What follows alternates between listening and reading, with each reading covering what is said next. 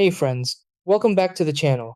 In today's video, we'll explain what it means when your Greenworks 40-volt battery shows a blinking red light and how you can fix it step by step. When the red light blinks, it means the charger has detected a problem with charging. Most of the time, this is caused by a loose connection, dirty contacts, or a reset issue. Start by removing the battery completely and reinserting it firmly until it clicks into place. Next, reset the charger by unplugging it from the wall, removing the battery, waiting one full minute, then plugging the charger back in and reinserting the battery.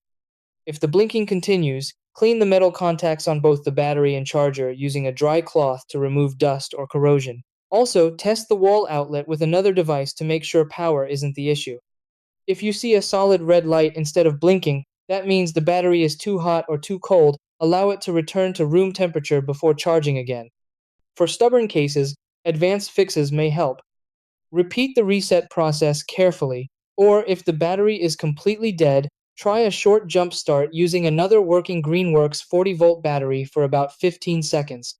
If the charger shuts off repeatedly, unplug and replug it several times over a few minutes. If the red light keeps flashing after all attempts, the battery is likely faulty and may need replacement under warranty.